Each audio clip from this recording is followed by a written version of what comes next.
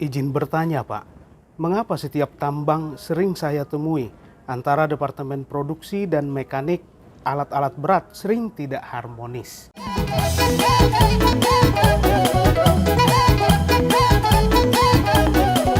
Departemen produksi dengan departemen plan sering tidak harmonis. Nah, beberapa kali kita temukan hal yang serupa, sahabat dunia tambang kita. Ya, sesuai dengan namanya, departemen produksi selalu berupaya untuk meningkatkan produksi atau untuk mencapai target produksi secepat-cepatnya. Terkadang dengan cara yang misalnya tanpa peduli bahwa alat yang digunakan itu sudah overload. Misalnya dengan menambah hungry board atau extension wall pada dinding vessel misalnya. Sehingga volumenya bertambah, muatannya bertambah, kapasitasnya juga bertambah. Tanpa memperhatikan kemampuan dari truk itu sendiri. Ya, bisa, dan pernah kita temukan sampai axle belakang dari dump truck itu sampai patah. Hal ini bisa saja terjadi karena tuntutan untuk mencapai target secepat-cepatnya. Selain overload, sering juga kita menemukan overspeed. Tujuannya supaya cycle time menjadi lebih pendek. Dengan cycle time yang lebih pendek, jumlah ritase bisa bertambah. Lagi-lagi untuk meningkatkan produksi atau mencapai target produksi lebih cepat. Nah, ini sering sekali kita temukan, baik itu penambahan kapasitas alat, ya, sehingga overload dan juga overspeed. Nah, overspeed tentunya juga bisa mempercepat rusaknya alat tersebut, karena dengan overspeed getaran-getaran akan semakin besar, ya, sehingga alat itu rusak juga bisa lebih cepat.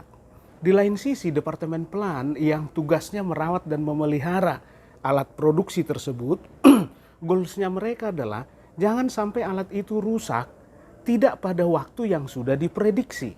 Jadi kalau sebuah peralatan rusak tidak pada waktu yang sudah diprediksi dan itu karena kesalahan penggunaan, ya tentu akan membuat departemen plan merasa kesal gitu ya. Dan kalau kita lihat ke Kepmen SDM nomor 1827 tahun 2018 di lampiran 2, di sana sudah diatur mengenai unjuk kerja peralatan. Di mana unjuk kerja peralatan itu digambarkan dengan 5 parameter, mulai dari PA, MA, UA, EU, pencapaian produktivitas. Dan ini menjadi KPI orang plan dan orang produksi.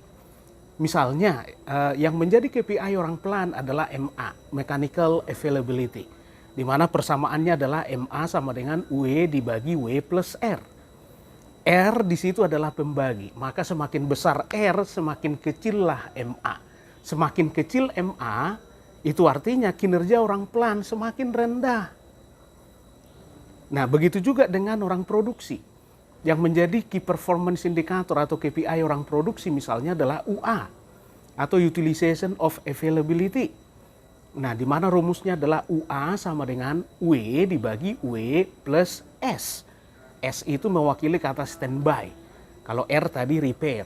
Nah, semakin besar S, standby, padahal alatnya siap untuk beroperasi sebenarnya, tapi harus standby karena sesuatu dan lain hal misalkan.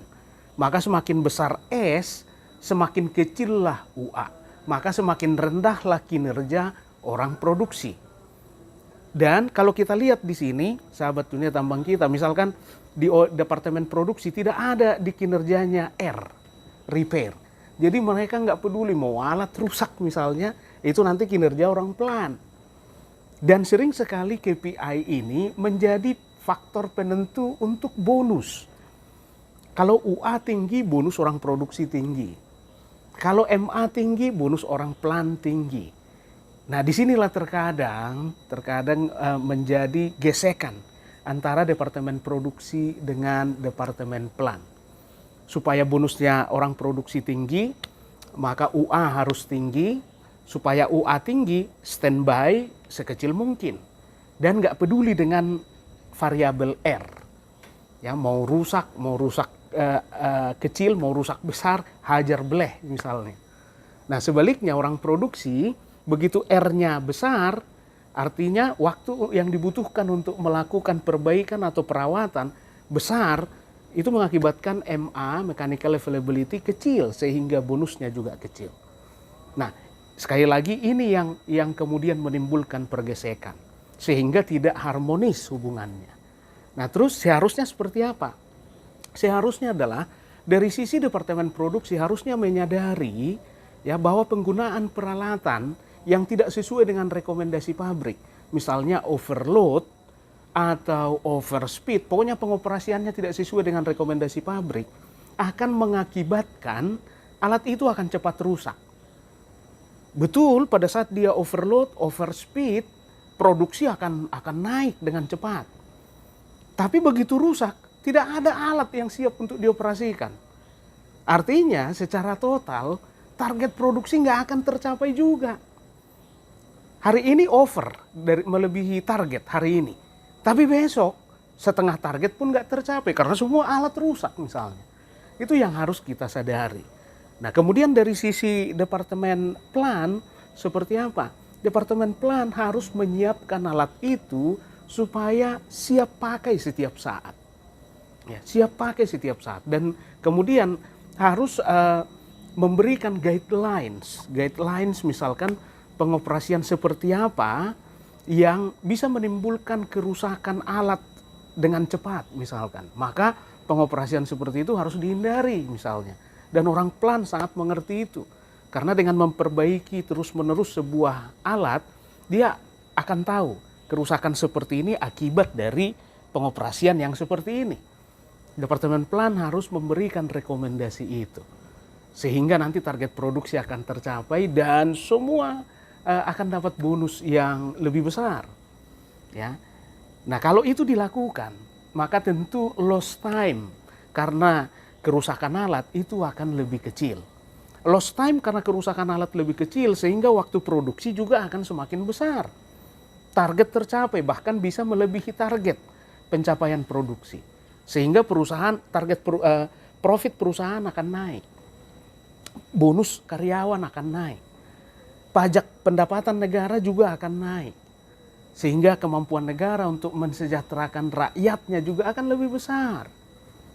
Intinya adalah semua happy. Semua happy. Dengan cara apa? Departemen produksi tadi menyadari bahwa pengoperasian alat yang tidak sesuai rekomendasi akan menimbulkan alat cepat rusak. Kemudian departemen plan memberikan guidelines pengoperasian seperti ini yang kemudian dengan cepat bisa merusak alat misalnya. Jadi kerjasamanya harmonis untuk tujuan bersama. Yaitu profit perusahaan akan naik. Jadi jangan ada yang memelihara ego supaya bonus departemen saya besar, bonus departemen saya besar ya, oleh departemen lain misalnya gitu ya. Jadi jangan ada ego. Nah, karena tujuannya adalah satu, profit perusahaan naik. Saya pikir begitu sahabat dunia tambang kita, itu yang menjadi penyebab gesekan antara departemen produksi dan juga departemen plan. Tapi dengan sinkronisasi bahwa goals akhirnya adalah satu, perusahaan profit. Maka saya pikir semua bisa disinkronkan ya, dan pada akhirnya hasil akhirnya semua happy. Saya pikir begitu sahabat dunia tambang kita. Sampai di sini video kita kali ini, dan jangan lupa dukung terus channel ini dengan subscribe, like, share, dan juga komen. Sampai ketemu di video berikutnya.